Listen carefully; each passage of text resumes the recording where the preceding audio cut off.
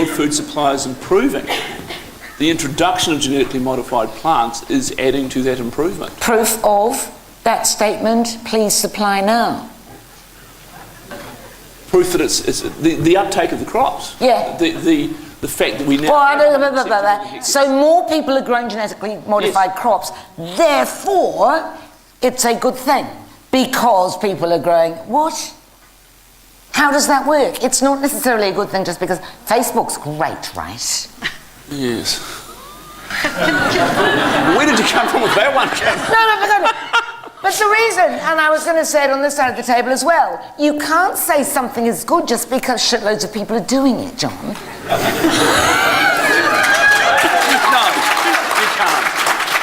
you can't. You have to come up with some evidence as to why these people think that it's good, all right? Okay. Why?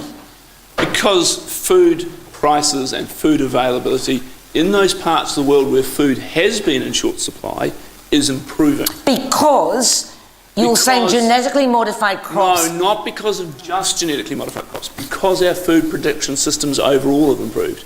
Our ability to use soil resources, our ability to use water resources, our ability to use better cultivars bred by traditional means. Has this got anything to do with GM? No. Then what are you talking about? But GM has been part of that, Kim. GM is one of the many improvements that we've seen. We have seen massive improvements in New Zealand agricultural production off the same land area, in fact probably less land Are you area. not just shooting yourself in one foot, you're shooting yourself in both feet, John? No. Because if we're making such vast strides, then who needs GM?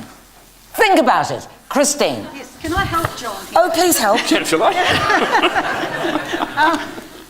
John's right that the major cause that of improved food security. But I would say, John, that's in absolute numbers, but it's not in percentages. So I have no idea what you're talking about.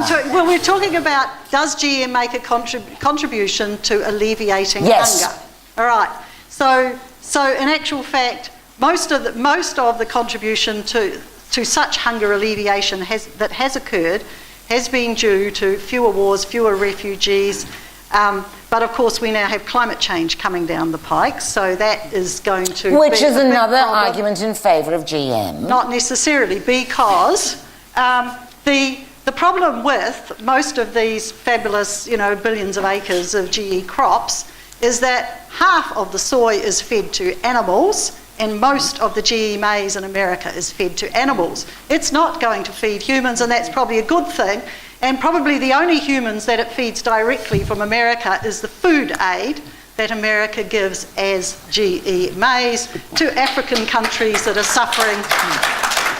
And so there's no actual... If you trace who are the consumers for GE food, the first ones are the Monsantos who are selling you the seed. That's the first customers. The next customers are the growers, but these are large-scale growers, because in America you get subsidised to plant soy in GE big time. The more you plant, the bigger your subsidy, and then that goes to feed the animals in the feedlots. And if you've seen the movie King Corn, you'll know how horrible it is to be a feedlot cow, and you'll know what poor quality meat comes from those cows. That's not... Yeah. Focusing on whether New Zealand's future is with genetically modified food, right? No, you asked the question about whether it would feed the world. Quite right. And I'm saying it's feeding animals in a really unpleasant way that doesn't produce good food. Yeah, but we're not the SPCA here, right? Well, I think it is... You could argue that feeding more animals... You could argue that feeding more animals to feed the world is a fine thing. Doesn't matter. Does GM food increase the supply, improve the yield of the crop? The results are mixed. They're finding now BT corn, yes. Soybeans, no. Cotton, again BT. BT does seem to help with yields, but herbicide tolerance trays, the studies are pretty mixed, but mostly coming out on the same or less. One question actually to the audience. Hands up who wears cotton. Hands up who knows whether it's genetically modified cotton or not. Hands up who thinks it probably is. Don't you care? This is the confusion, right? What do you think, Christine? Should people boycott cotton because it's genetically modified? Chances are. We don't grow it here, who cares? What are you saying? It's always wrong? It's wrong for New Zealand? Well, we're not going to here. I mean, your decision on cotton... No. We don't, that's the point. We don't grow it here. People like to buy it. Should we not buy it because it's genetically modified? Well, I think people should have the choice. I mean, you know, I buy organic cotton when I can because I know organic cotton is produced by methods that are much less rugged on the environment than conventional methods, because it's a very high pesticide industry. And that's why BT is in the cotton, to try and reduce some of that. But obviously organic cotton costs you more. But, you know, I know the main reason that, you know, that I'm concerned about GE is environmental effects. You know, because it goes along with using herbicides and this broad That's counterintuitive for a lot of people, right? Because you're breeding a particular variety of genetically modified crop in order to use less chemicals on it, in order for it to be inherently less vulnerable to pests. Why would you increase the use of chemicals? Well, if you're, there's a difference between BT, where you put the insecticide into the corn and cotton, or canola and soy, where the gene is to be tolerant to Roundup, glyphosate, and that means that what happens is that, in actual fact, we've now seen that there are now 21 weeds in the US that are now resistant to glyphosate as well. As a consequence of the extra stuff. Yes, and so that means that those then become a problem, and so you have to use more toxic herbicides if you're going to use herbicides. And, you know, there's just big ecological implications. And there may not be a problem with the genetically engineered food, but there certainly seems to be now a growing problem with glyphosate residue on these crops. So that's bad for human health. So, you know, that's a worry. If you don't want to eat pesticides, then you shouldn't eat genetically modified crops. Well, we shouldn't eat any crops apart from pure organic crops. Yep, that's right. That's not specifically to do with genetic modification, is it? Well, it is, because it's the alternative. You know, I mean, it's not the only alternative. Well, I'd like to say to Rob, I wish he wouldn't worry about there being a dichotomy between having, you know, to feed the world, to have these, you have to have GE or biodiversity. It's not that way round. If you're farming well, you farm from your biodiversity. And there's a whole now science of sustainability around agroecology, where you're actually, like, organic farmers are supposed to have 15% of their farms left to nature. And that is a really important part. Anybody here who's an organic gardener will know that you don't want to fill your garden, you know, wall to wall with your crops that you want to eat. You want Two questions. Sorry to keep you waiting, Philip. Two questions. Can we feed the world on organic food alone? Sure. Okay. Second question, and we'll talk more about that later. It's a bit brief, I know. Does the fact that the Whole Earth Catalogue founder Stuart Brand and Greenpeace founder Patrick Moore have changed their minds about GMOs not change yours? Absolutely not. I mean, you know... Are they misguided? Absolutely. Yes, I know. And there's people like Mark Linus who changed his mind on it as well. Well, you we're talking about Stuart Brand here. Yeah. We're talking about Patrick Moore.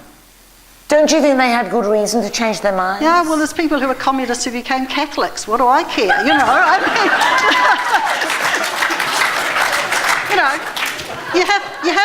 you have to argue it on the evidence, not on the celebrity, you know.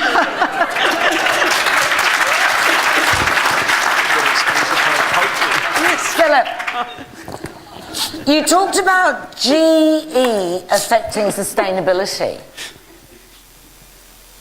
Why would it? Or what do you mean by sustainability? I talked about perceptions. No, you talked about sustainability. Yes, I talked about sustainability. But my point was, people put GM, GE You mean in a sustainability box. of the wine market? No, I mean sustainability of farming systems. Why would GE reduce sustainability of farming systems? Well, you'd have to probably ask our consumers. They're the ones who associate, from what we hear and what people tell us, they associate GE, GM with bad, with the industrial, the chemical and all those sorts of things. And you're not going to argue with them, you'll just let them carry on with that. Well, we're in business. There's an old saying, the customer's always right. And if you tell the customer he's an idiot, his chances are that he or she's not going to buy your product. So, Cat's out of the bag now then, Philip.